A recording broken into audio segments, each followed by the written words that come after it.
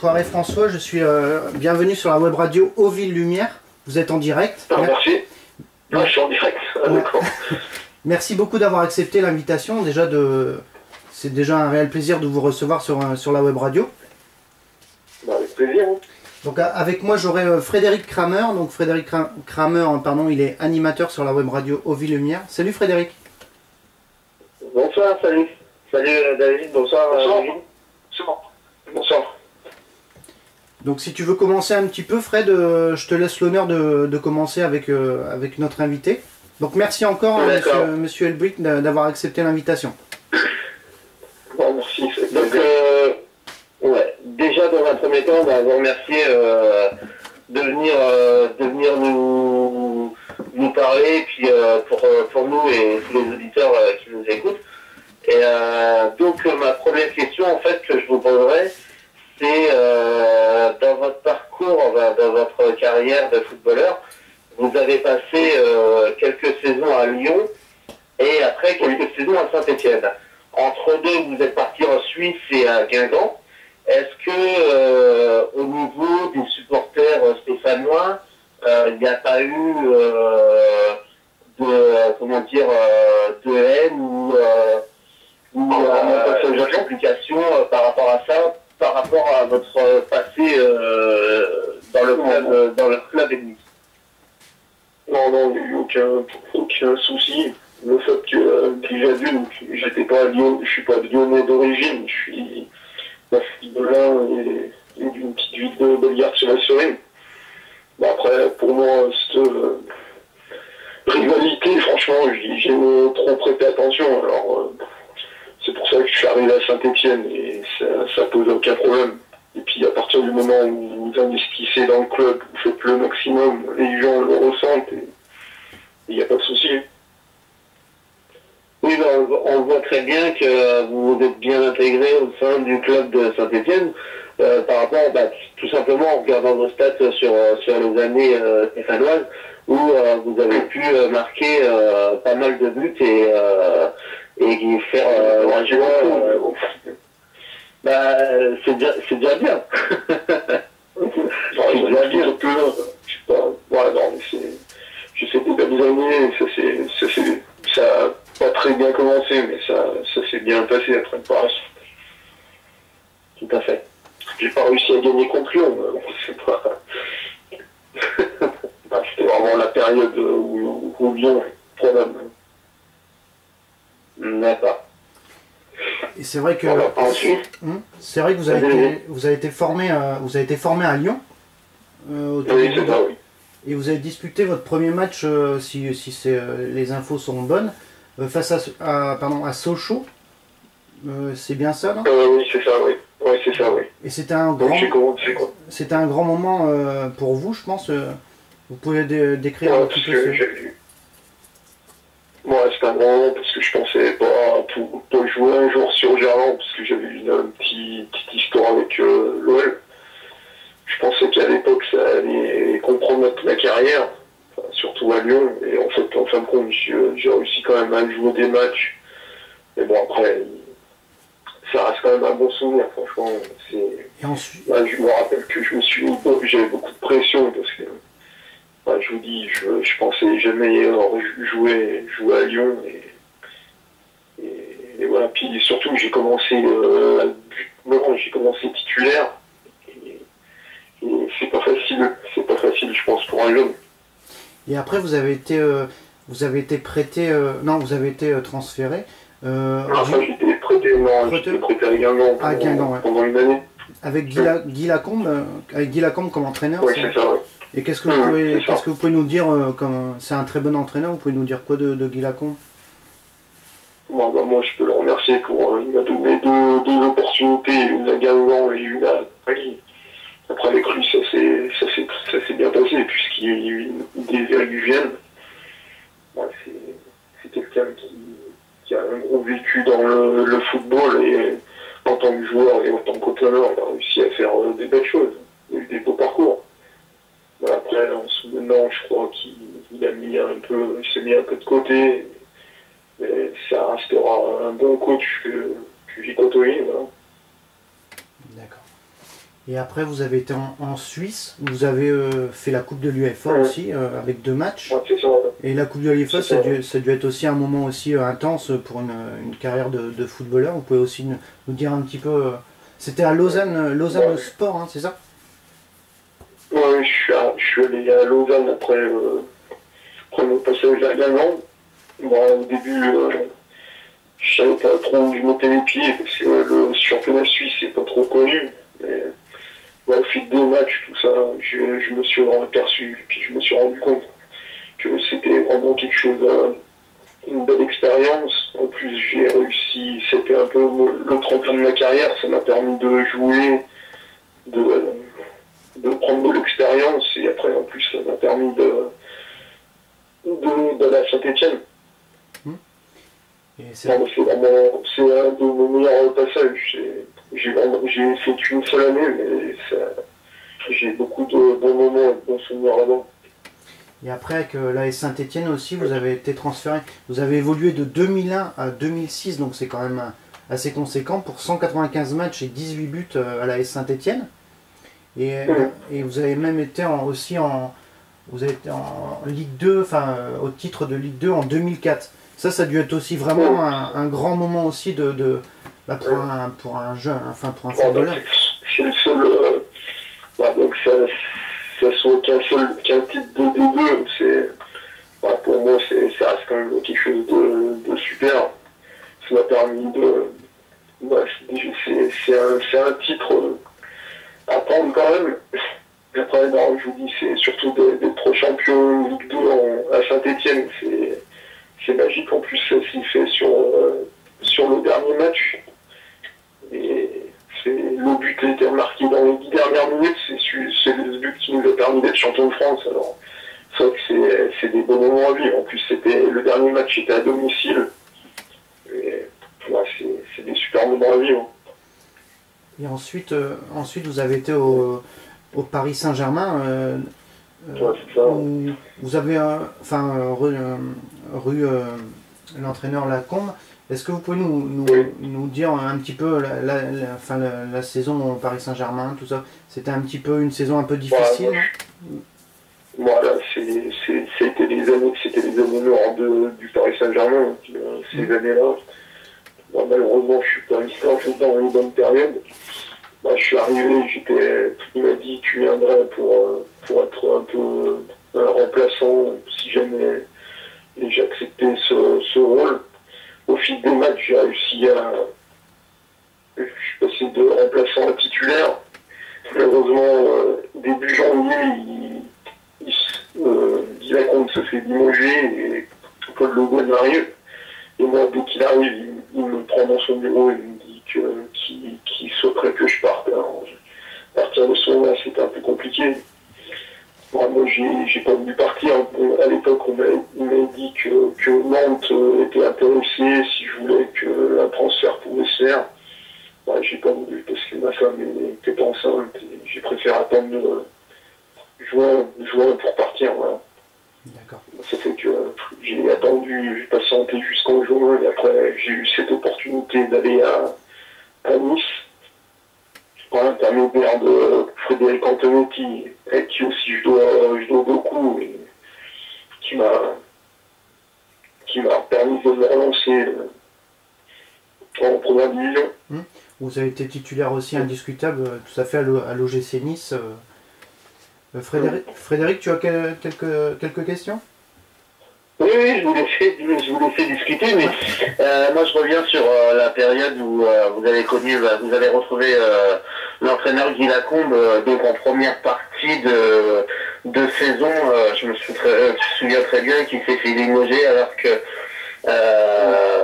pour ma part, il n'avait pas besoin d'être limogé parce que de mémoire, le Paris Saint-Germain était deuxième à un point du premier ou un truc comme ça. Donc il avait fait une bonne demi-saison au Paris Saint-Germain. Malgré ça, il se fait limoger. Il y a le nouvel entraîneur qui arrive. Et donc vous avez des problèmes par rapport à ça. Après, vous retombez sur vos pieds sur Nice grâce grâce à d'autres entraîneurs. Après cette carrière de footballeur sur Nice, qu'est-ce que vous faites maintenant de vos journées? Est-ce que vous êtes encore dans le monde du football?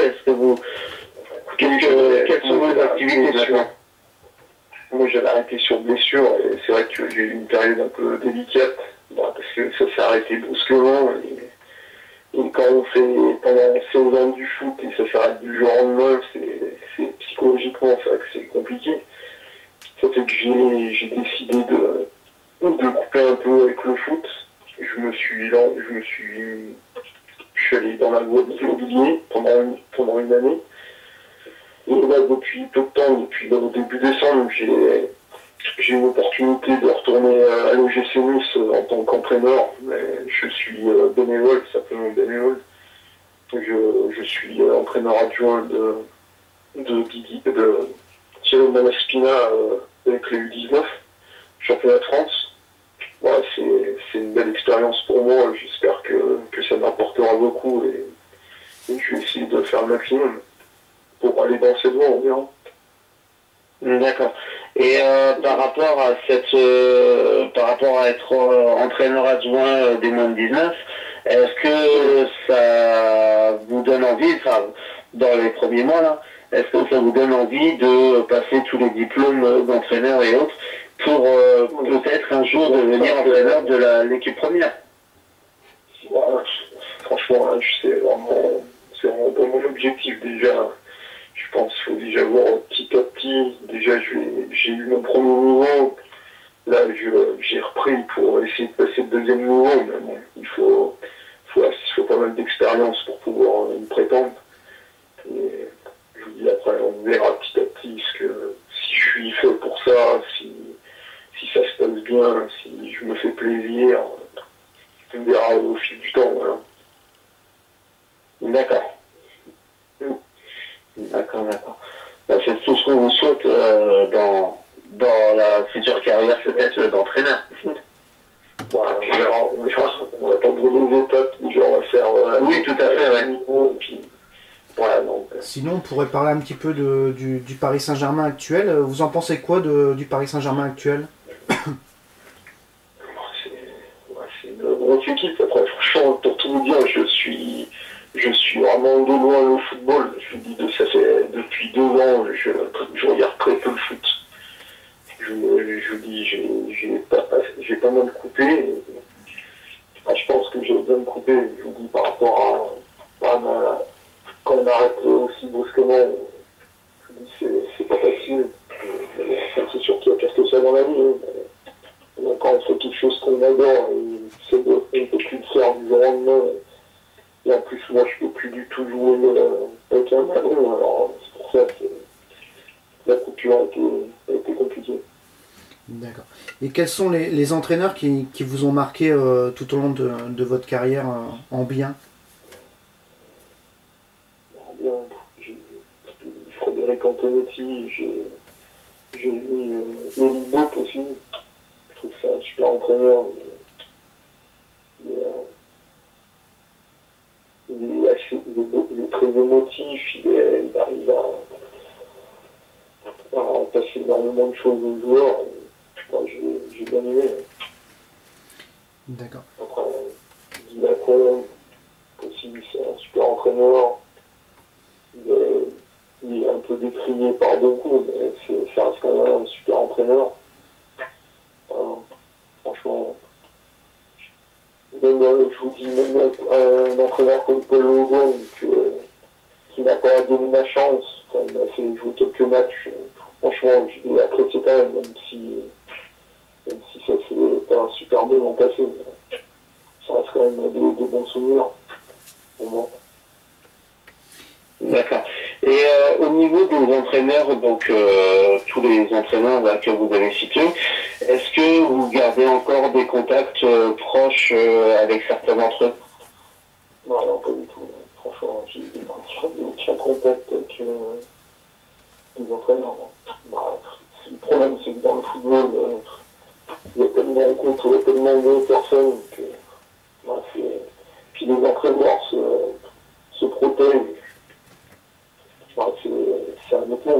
entraîneur et joueur, il y a une barrière entre les deux, hein. C'est comme patron d'entreprise et salarié, je pense.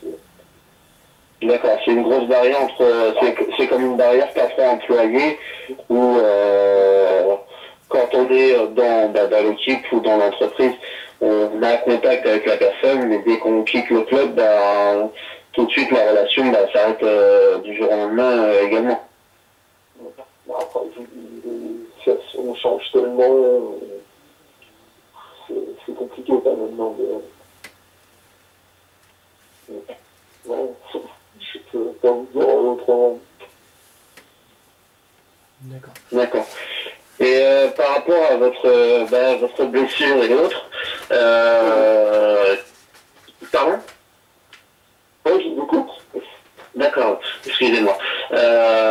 Par rapport à votre fin de carrière et tout ça, qu'est-ce qui vous a donné envie de revenir en tant qu'entraîneur adjoint des moins-19 de Nice? Non, parce que j'ai commencé l'année dernière à le faire. J'ai pas pu continuer du fait de mes enfants, de ma femme, son emploi du temps, son travail. Et cette année, j'ai encore eu une deuxième opportunité et cette fois je me suis dit je vais quand même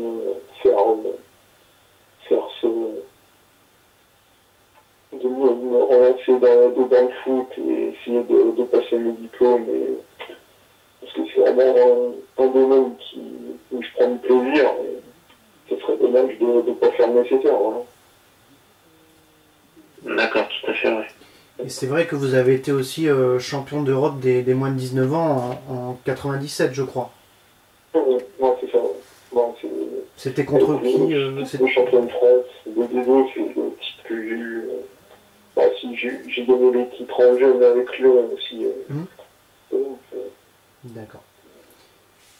Et quels joueurs vous ont marqué aussi tout au long de votre carrière en bien quels joueurs, même coéquipiers qui m'a vraiment marqué, c'est Juninho. Je pense que Silvio a eu tous ses trophées, il peut vraiment lui dire merci, parce que c'est vraiment c'est lui qui a franchement pour moi c'était le joueur qui a vraiment fait la différence dans ce club. Il faisait la différence à tous les matchs. Après c'est surtout un groupe il y a d'autres joueurs derrière, mais c'est vraiment le joueur moi, qui m'a le plus marqué. D'accord. C'est coup franc, c'est énorme, je trouve. Et ce soir, le PSG joue contre, comme j'ai dit tout à l'heure, contre Montpellier. Donc, quel est votre pronostic on sait que les matchs de coupe sont toujours très très serrés, où on sait vraiment. Est-ce que vous pensez que Montpellier peut créer l'exploit en battant le Paris Saint-Germain ce soir? Oui, je pense. Je pense qu'ils sont capables de faire quelque chose. Ils ont déjà fait le match nul, non? En championnat, je crois, non? Ouais. Oui, tout à fait, en championnat, oui. Ouais, je pense qu'ils ont une possibilité de faire quelque chose. Hein.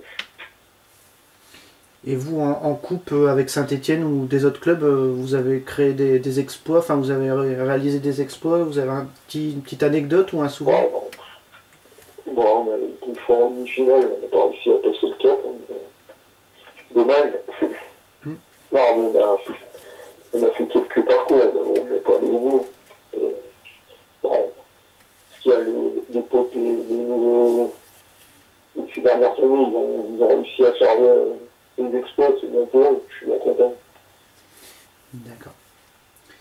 Frédéric, tu as encore des questions? Pour moi, non, j'ai plus de questions. D'accord, en tout cas, on vous remercie encore énormément, monsieur David Elbeuf. Et à bientôt de repasser sur nos ondes avec plaisir, vous êtes le bienvenu. Pas de souci, je vous remercie beaucoup. Merci d'avoir répondu et merci de votre gentillesse. Et bonne année, excusez-moi. Merci beaucoup. Au revoir. Au revoir. Au revoir. Au revoir.